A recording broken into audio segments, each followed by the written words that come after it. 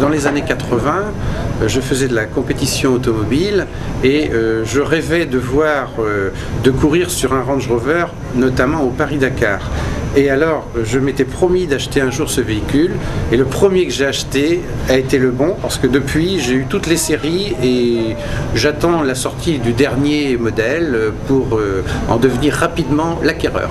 Et qui passait partout, dans un confort exceptionnel.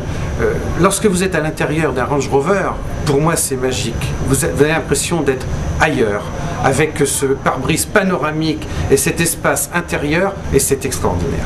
Le Mont Saint-Michel, et elle s'appelait donc le Mont Tombe. C'était une île où il n'y avait que des oiseaux sauvages, et l'évêque local était à Avranches. Il s'appelait Saint-Aubert, et à la demande de l'archange Saint-Michel, Saint-Michel un jour lui a demandé de créer une chapelle sur le rocher du Mont Tombe.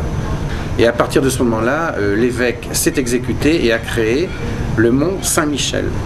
La digue a été créée en 1860. Comment accédaient les gens sur le Mont Saint-Michel? Comme ils pouvaient, en carriole à cheval ou à pied. Ils ne pouvaient pas venir en bateau parce que, à cause de il n'y a pas beaucoup d'eau, il y avait des sables qu'on dit mouvants.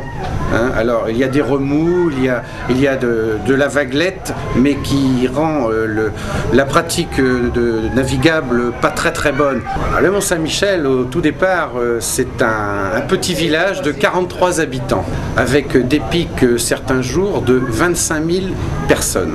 Il faut presque être partout. J'ai arrêté, mais j'ai été 14 ans comme mes collègues, pompiers bénévoles au Mont-Saint-Michel. Nous sommes sauveteurs en mer aussi. Ici, il faut mettre la main partout et c'est très bien, vu les clients qui arrivent et les touristes qui viennent au Mont-Saint-Michel. On doit parer à tout. Comme véhicule pour personnel, j'ai un Range Rover.